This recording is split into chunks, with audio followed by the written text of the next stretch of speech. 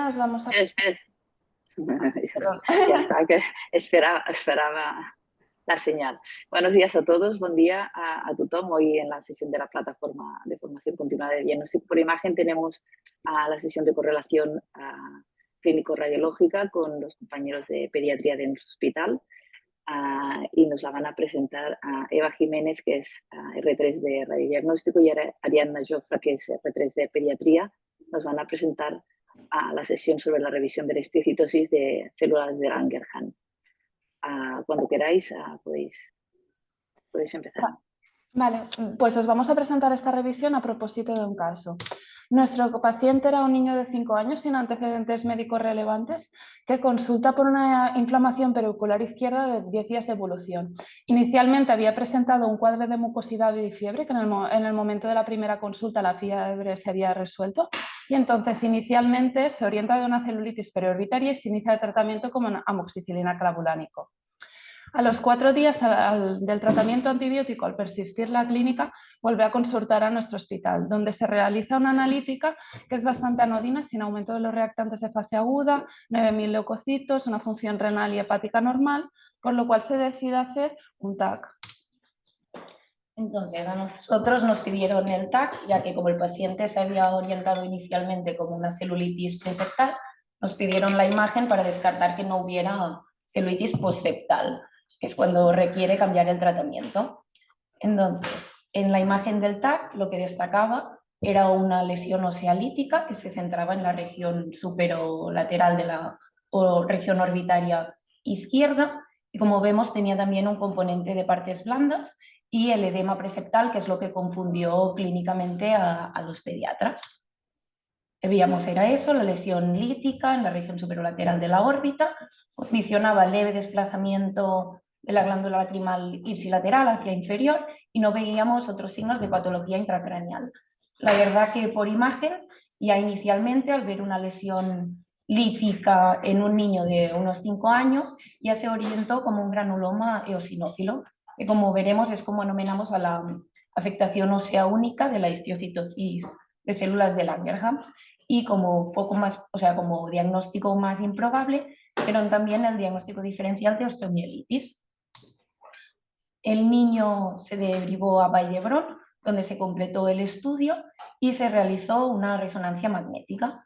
En ella lo que veíamos era una lesión ósea de características líticas, como ya se había visto en el TAC, y tenía este componente que se veía isointenso en T1, levemente hiperintenso en T2 y presentaba un realce heterogéneo de contraste después de administrarlo. Y también presentaba restricción a la difusión, que predominantemente era en el área más periférica.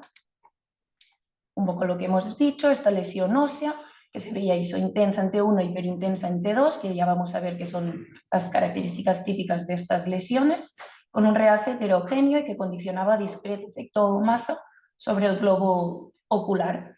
No se veía afectación intraconal, que esto ya lo habíamos descartado con el TAC, y tampoco se veían otras lesiones osteolíticas.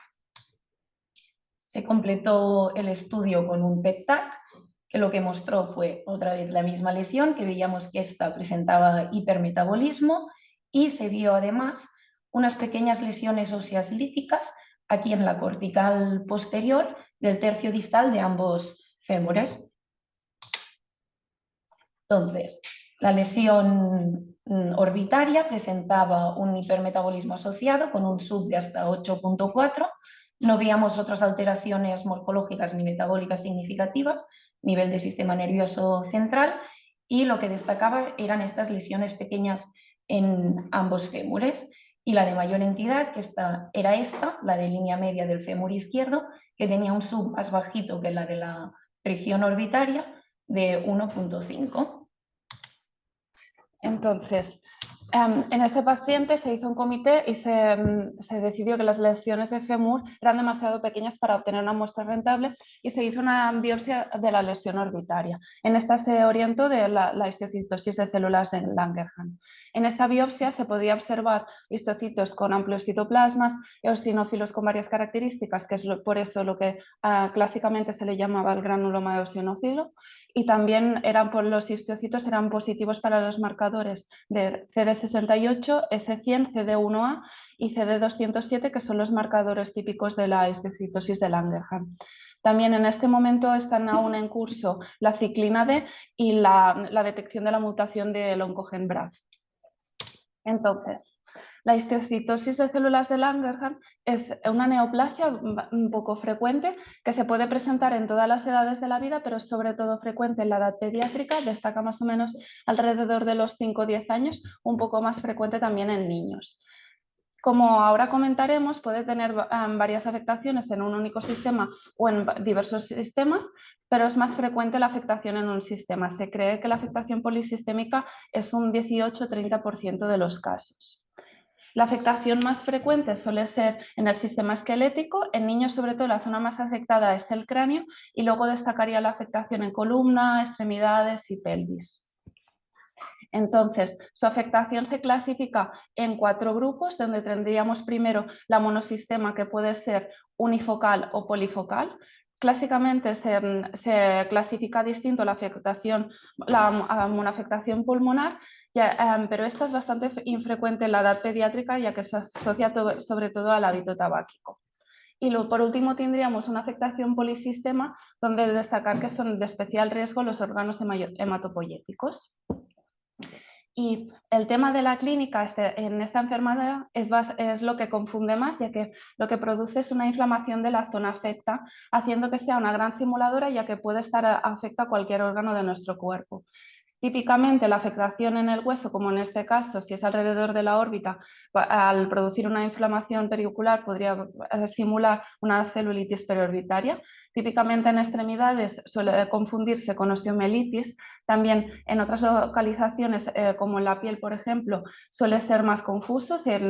Hay desde casos en neonatos hasta edad más avanzada que sin una biopsia es muy difícil llegar al diagnóstico. También puede asociarse hipofunción de sistemas como por ejemplo dolor abdominal más inespecífico, una alteración del sistema nervioso central es típico, una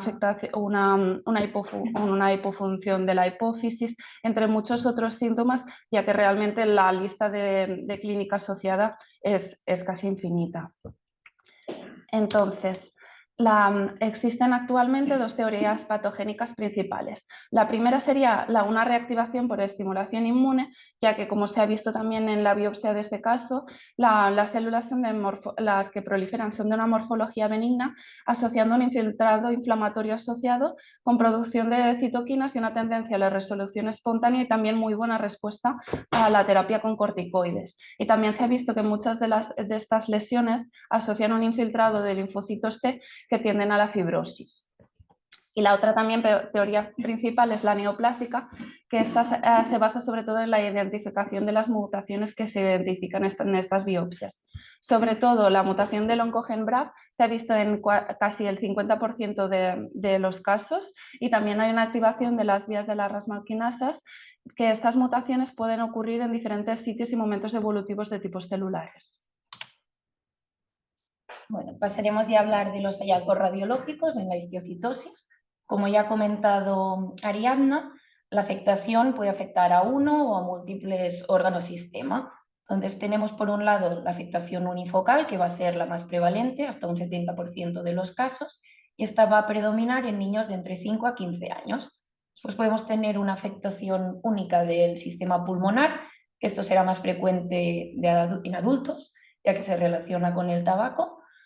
Podemos tener una afectación multifocal unisistema, que esta es menos frecuente que la unifocal y se presenta en niños más pequeñitos, de 1 a 5 años. Y por último podemos tener la afectación multisistémica, que esta se presenta en niños de menos de 2 años, es poco frecuente y suele estar asociada a un pronóstico fatal. En función de dónde se acumulen las células de Langerhans, esta enfermedad se va a presentar de distintas formas. Aquí vemos que en función del sitio que se ve afectado, las lesiones van a presentar distintas características. En esta presentación nos vamos a centrar en la afectación ósea de la histiocytosis, que vamos a ver que va a depender de la localización y también de la fase de la enfermedad. La afectación ósea, como ya hemos comentado, normalmente es el órgano sistema más afecto, hasta un 80% de los casos. Suele predominar en niños de entre 2 a 10 años y suele presentarse como lesiones únicas, más frecuente que no lesiones múltiples. Esta enfermedad normalmente tiene una predilección para huesos planos como la calota craneal y la pelvis o huesos largos como el fémur, la tibia o el húmero. Se pueden hacer multitud de pruebas, normalmente lo que hemos comentado antes. La prueba que más se ha realizado como primer estudio es la radiografía y es aquí donde se han descrito la apariencia radiológica típica de las lesiones. Normalmente vemos lesiones óseas líticas que pueden tener bordes bien o mal definidos y pueden presentarse con o sin reacción esclerótica. La verdad es que ahora se suelen hacer otras pruebas como el TAC, la RESO y el PET-TAC que nos aportan más características. El TAC nos va a servir para valorar la destrucción ósea y nos es muy útil tanto para la biopsia como para la planificación quirúrgica. Se suele completar el estudio con una resonancia magnética para valorar tanto el edema óseo como la invasión de partes blandas adyacentes.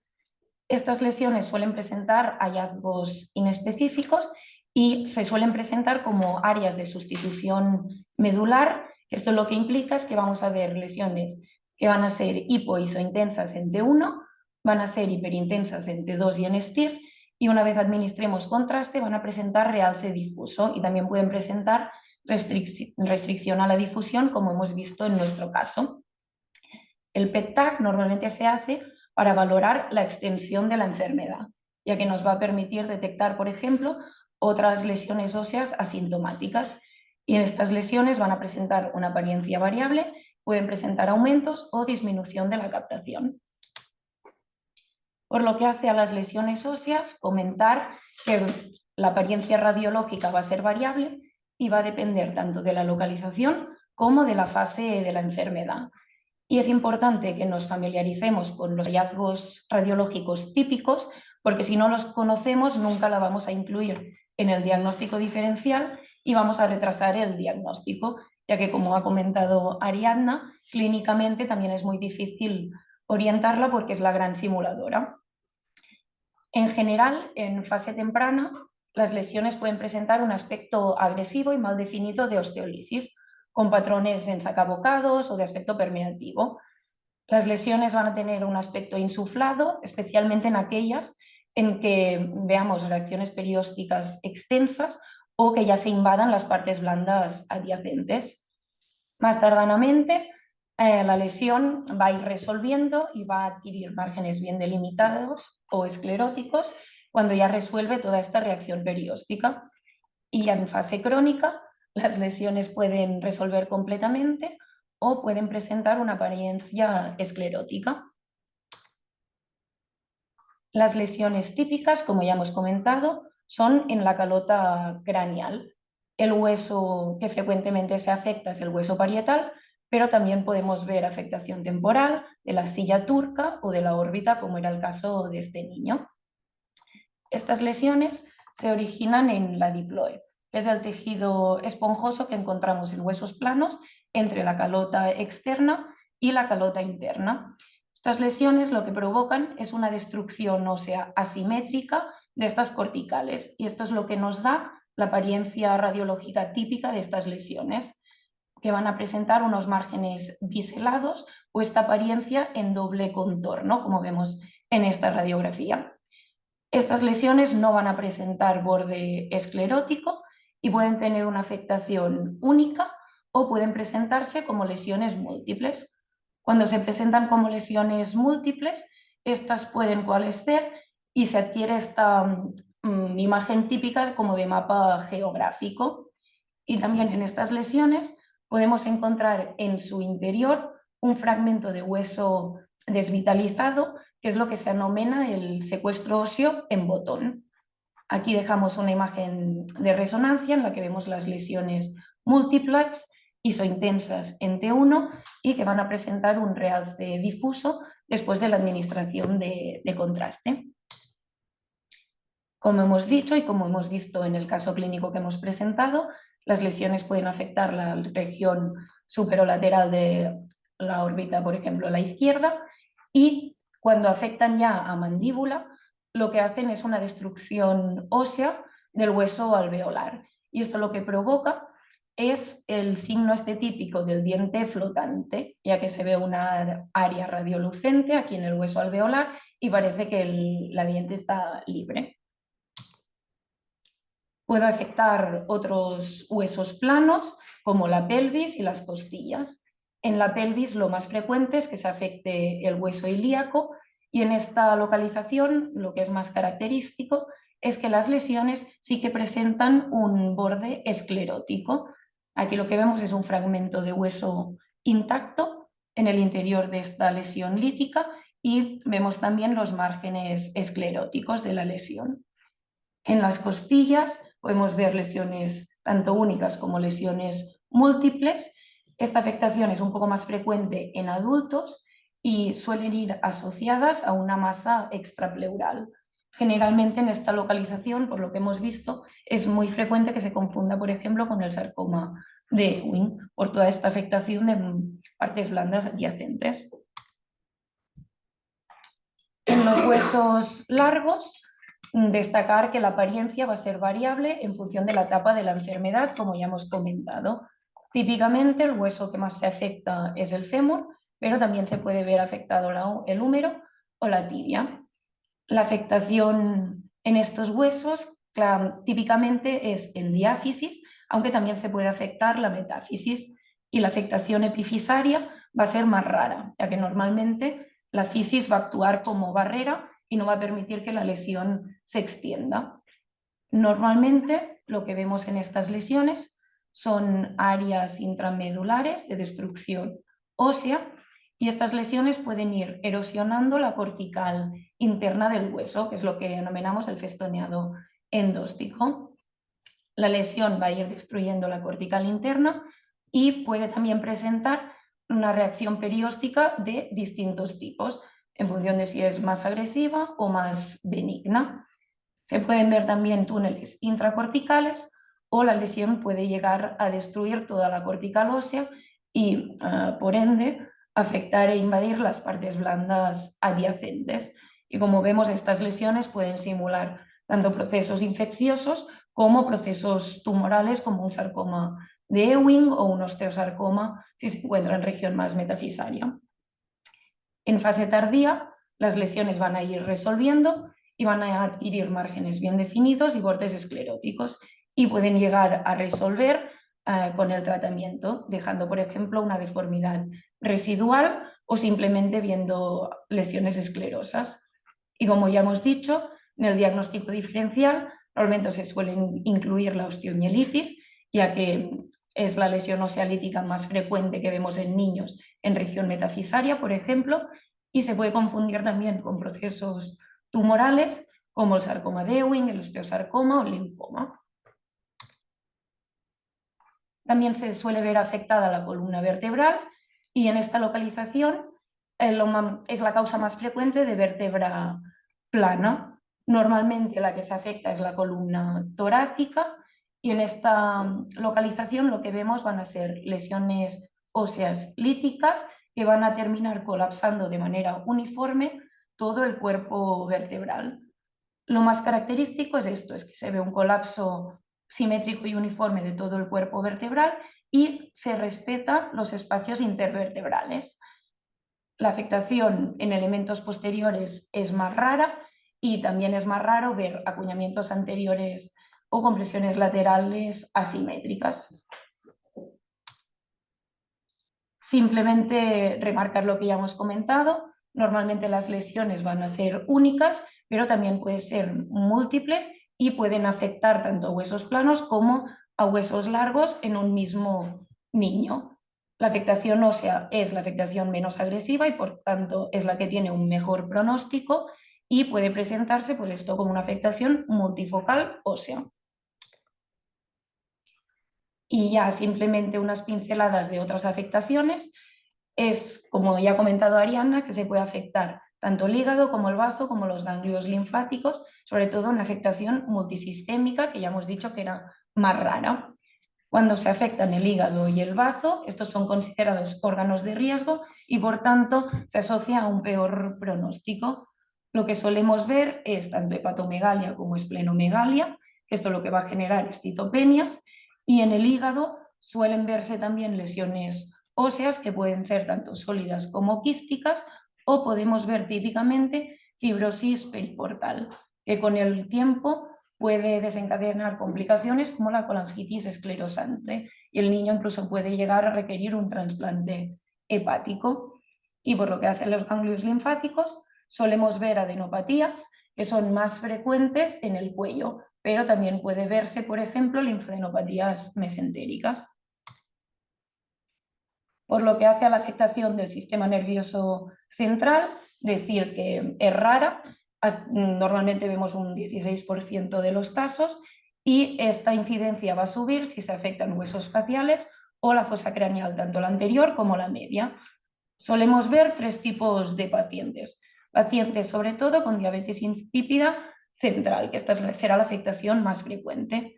En estos casos lo que pasa es que hay una infiltración de la hipófisis posterior, que como ya sabemos es la que secreta la vasopresina, que es la hormona antidiurética. En estos niños lo que vemos es una pérdida del punto brillante hipofisario normal, que normalmente la neurohipófisis se va a ver pues, con esta hiperintensidad clásica en T1. Cuando esta afecta, la vamos a perder. Y también podemos ver un realce y un engrosamiento del infundíbulo.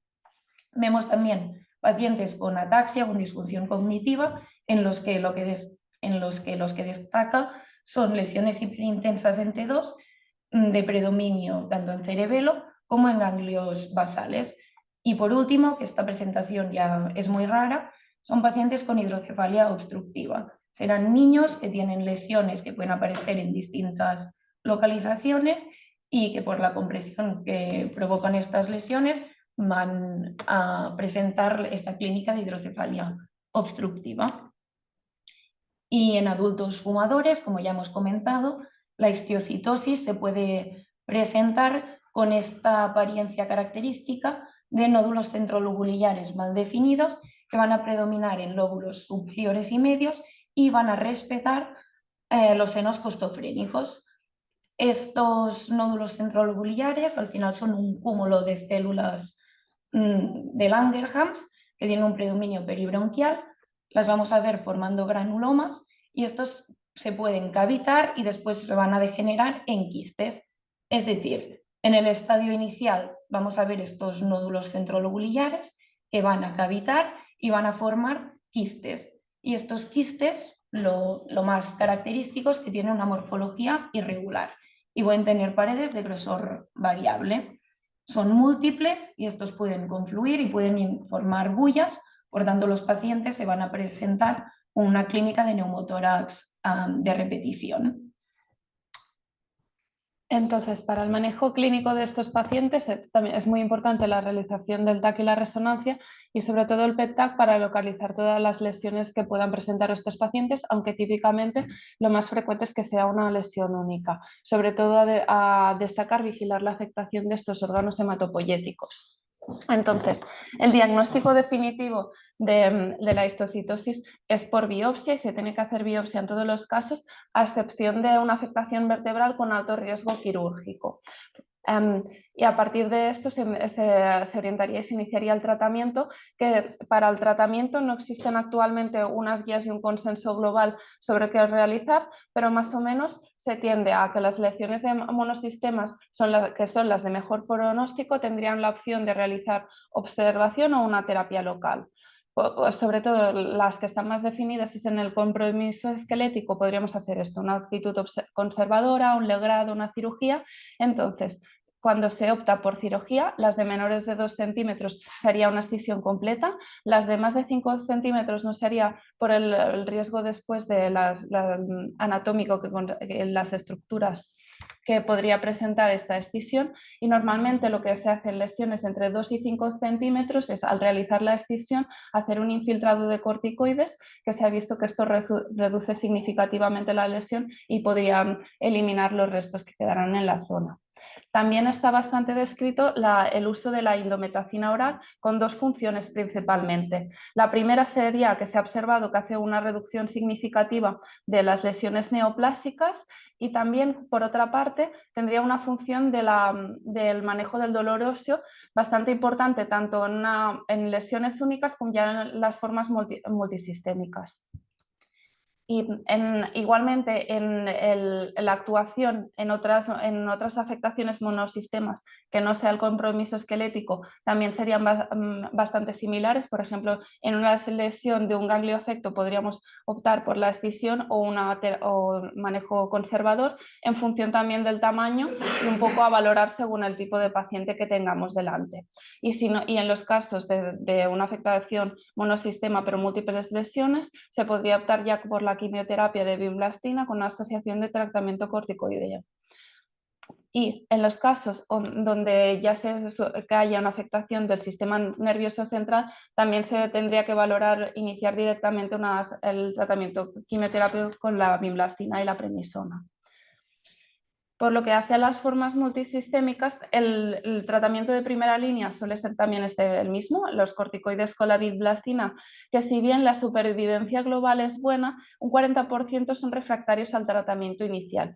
Y a partir de este punto se iniciarían otros tratamientos como una terapia dirigida al oncogen-BRAF, inhibidores de las MAP quinasas o otras combinaciones de quimioterápicos. Pero al ser una neoplasia poco frecuente, no se tiene unas guías y un consenso claro sobre qué tratamiento realizar de forma generalizada. Como hemos comentado anteriormente, las secuelas más importantes serían una afectación del eje hipotálamo hipofisario donde destaca esta diabetes insípida, que es importante destacar que puede ser tanto una manifestación inicial como presentarse ya como una secuela de los tratamientos, y está descrito que en caso de ser una manifestación inicial, aun con la resolución de la histiocytosis y el buen manejo de esta, puede persistir indefinidamente. Y la otra sería esta afectación neurodegenerativa con las alteraciones radiológicas que se han comentado anteriormente y manifestaciones clínicas que suelen tener una escasa correlación. Este suele presentar a los 5 o 15 años del diagnóstico con esta afectación cerebrosa y del tronco del mesencéfalo con un deterioro cognitivo y una ataxia, que puede ser que sean pacientes que inicialmente no tengan lesiones del sistema nervioso central, pero sean susceptibles por la zona inicial de la lesión, como por ejemplo las lesiones en calota son las de más riesgo de también afectación neurodegenerativa. Entonces, para finalizar este caso, nuestro paciente actualmente ha sido diagnosticado de histiocytosis de células de Langerhans multifocal, que está en tratamiento actual con indometacina oral a la espera de la respuesta a este tratamiento para decidir la siguiente línea de acción. Y con esto finalizaría nuestra presentación. Y ya para concluir, decir simplemente que la histiocytosis es una enfermedad poco frecuente y que hay un amplio espectro de manifestaciones, tanto clínicas como radiológicas, que puede simular tanto patología infecciosa como tumoral, como ya hemos comentado, que es muy importante conocer los hallazgos radiológicos característicos para poder incluirla en el diagnóstico diferencial, ya que si no pensamos en ella, nunca la vamos a diagnosticar. Decir que la afectación ósea es la más frecuente, afecta de niños de entre 5 a 15 años y que tiene una predilección tanto por huesos planos, principalmente los de la calota y la pelvis, y largos como el fémur. La apariencia radiológica de las lesiones óseas es variable y, como ya hemos comentado, depende tanto del sitio afecto como de la fase de la enfermedad. El diagnóstico requiere de biopsia. El pronóstico de la enfermedad va a depender tanto de la edad de presentación como de la extensión de los órganos afectos, y que la mayoría de pacientes que presenten una histiocytosis localizada van a responder a tratamiento mínimo y van a tener una mínima morbilidad. Aquí está la bibliografía y con esto ya terminamos la revisión de la histiocytosis. Muy bien, Eva y Ariadna, muchas gracias por la presentación y por revisar esta patología tan infrecuente. Está bien recordarla, hacer un refresh de vez en cuando. Pasamos al espacio de discusión y turno de preguntas, que de momento no ha salido ninguna. Para ello tenemos a dos radiólogos pediátricos. Tenemos a Daniel Sánchez, que es del Hospital de la Fe, y a Juan Antonio Hernández del Hospital Universitario de Canarias. No sé si queréis hacer algún comentario previo mientras sale alguna pregunta, si no, os lanzo yo alguna. A vosotros y a Sí, las ponentes, pues ¿eh? Sí, sí, ¿qué tal? Hola, buenas. perdón. Adelante, Daniel, si quieres empezar, si quieres hacer algún Oh, comentario. sí, enhorabuena Eva y Ariadna, me ha gustado mucho. Habéis hecho hincapié en cosas que me parecen muy importantes. Por ejemplo, habéis dejado claro que la biopsia es necesaria en todos los casos, no solo para el diagnóstico, que también para confirmarlo. mm, Porque a pesar de que la sospecha radiológica muchas veces es muy alta, sino para el estudio del protoncogen BRAF, que a veces nos hace necesaria una terapia diana dirigida, porque el tratamiento con corticoides o con antiinflamatorios no esteroides orales no es suficiente, ¿no? Entonces nosotros, cuando la sospecha clínica es alta, por ejemplo, en el último paciente hemos tenido que tenía una vértebra plana con una gran masa de partes blandas que invadía el conducto medular, aprovechamos el momento de la biopsia para hacer un tratamiento intralesional con corticoides tópicos que funciona muy bien, sobre todo en los casos que no tienen el protoncogen BRAF asociado.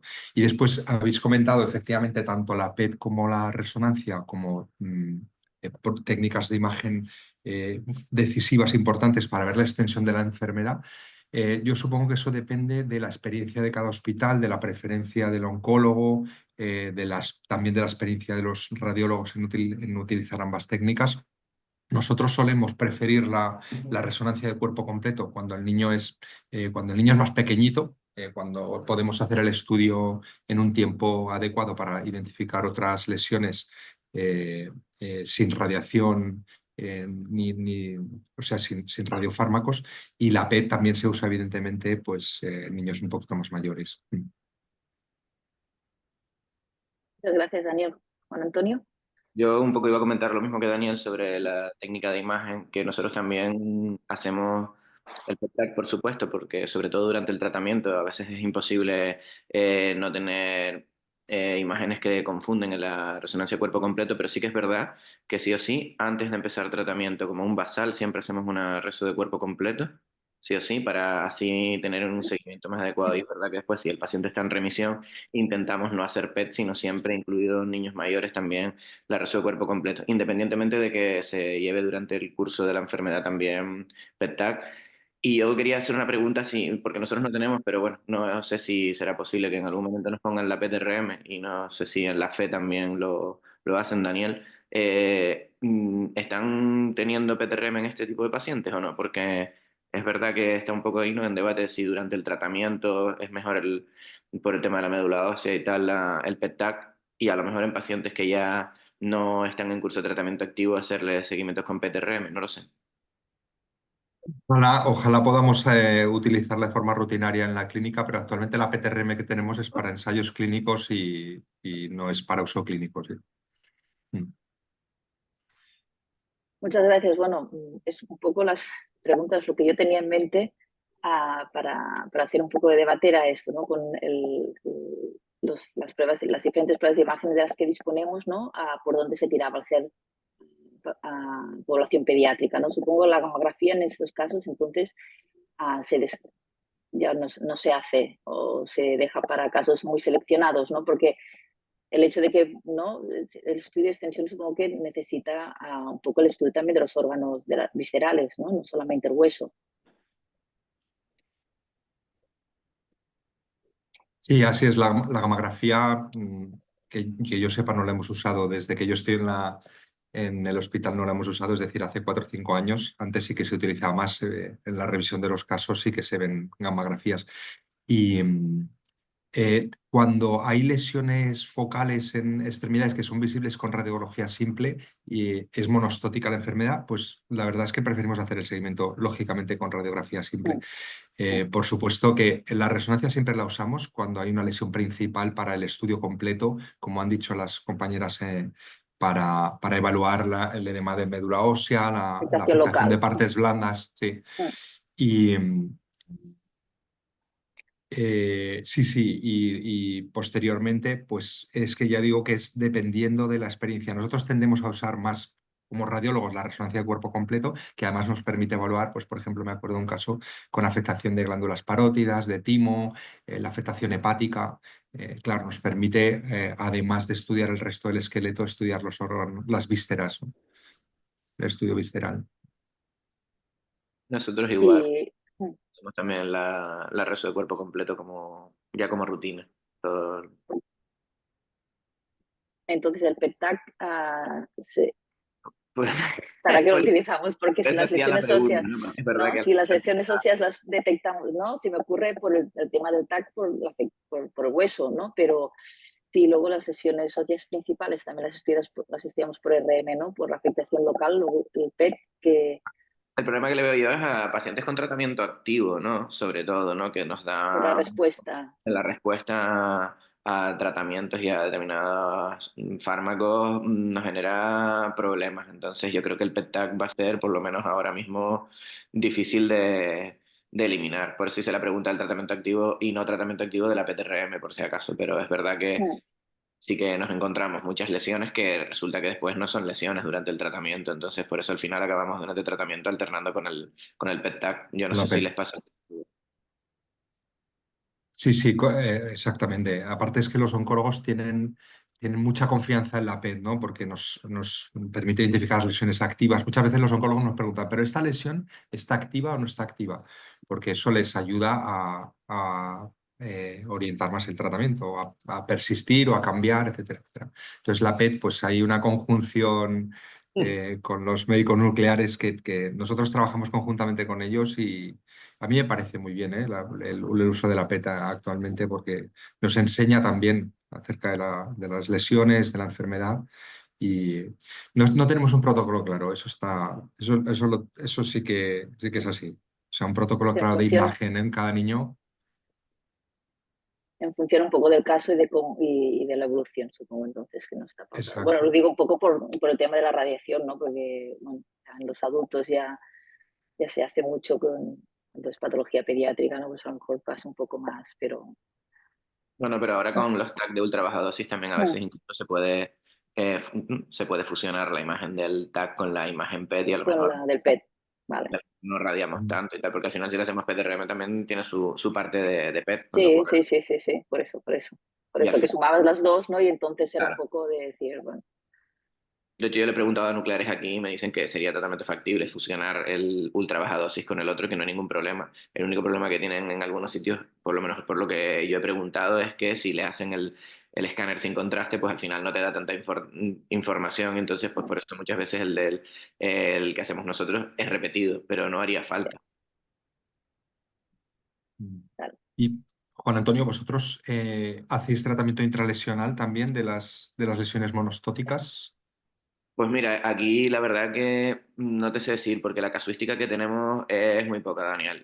Prácticamente te podría hacer un registro de todos los pacientes que tenemos porque son muy poquitos, pero en algunos te diría que sí. Los que hemos tenido, sí. Mm. Y en general las respuestas, salvo una histiocytosis que tenemos de ahora, la que esa sí que fue una multisistémica también, con afectación hepatoesplénica y tal, esa paciente ha ido fatal, pero en general han ido bien aquí. Sí, sí, sí, por lo general. Sí, las lesiones monostóticas de calota, como han comentado las compañeras, esas las resuelven normalmente los cirujanos, ¿no? Con una Mm. escisión, curetaje y reposición. Eh, sí, las vértebras, normalmente la vértebra plana es donde nosotros hacemos más tratamiento cuando hay un componente grande de partes blandas. Tuvimos un paciente muy parecido al que han presentado que no tenía en la órbita, sino que tenía en el malar la lesión con un gran componente de partes blandas y esto se manejó bastante bien con indometacina oral y con un tratamiento intralesional de triamcinolona. Sí. Sí, afortunadamente es una enfermedad, bueno, casi siempre bastante agradecida de tratar, ¿no? Sí, la que Es yo te digo que ha ido difícil. fatal además fue una paciente muy pequeñita, de 1 año. Eso Sí. es terrible porque además estaba comprometida por todos lados. Pero en general sí que van bien. Las que tenemos van bien. Y sí que es verdad que ahí comentaron que en algunos casos es difícil que confundamos con un ser como Ewing. Yo la verdad que, por ejemplo, es tan rara esta enfermedad que a los residentes cuando les digo que ven una lesión en hueso plano, siempre les digo que Ewing primero, Ewing segundo, Ewing tercero, porque esto es muy raro, ¿eh? Sí, Quedamos con el mensaje. Sí, sí. No han salido preguntas en la audiencia, así que voy dando paso a Víctor y vamos haciendo las conclusiones. Muy bien, muchas gracias, Noemí. No, yo para acabar quería agradecer la aportación a Juan Antonio y a Daniel, muy interesante, sus aportaciones como expertos y sobre todo dar la enhorabuena a Eva y a Ariadna, ¿no?, por la excelente revisión que han hecho, exhaustiva, de una entidad que, como han remarcado, muy infrecuente y que hay que tener siempre en mente en el diagnóstico diferencial con este amplio espectro de hallazgos, tanto clínicos como radiológicos, ¿no? Y que aunque el pronóstico y la evolución suele ser buena, hay que intentar llegar al diagnóstico lo antes posible y no confundirle con entidades, como habéis comentado, de origen infeccioso o neoplásico, ¿no? Y también yo creo que ha sido muy interesante también la revisión, bueno, la discusión de Juan Antonio y Daniel sobre el uso de las nuevas técnicas que vienen, el papel de la PTC, que es muy importante, pero también es prometedor y cada vez vamos avanzando más con el uso de la resonancia de cuerpo entero y de la PTRM cuando esté disponible más ampliamente. No sé si queréis añadir algo más, si no, daremos la sesión de hoy por concluida y os esperamos todos de nuevo a la sesión de mañana en la plataforma. Muchas gracias a todos y que paséis todos un buen día. Que vaya bien. Chao. buen día, Deu. Adeu. Adiós, Daniel. Chao.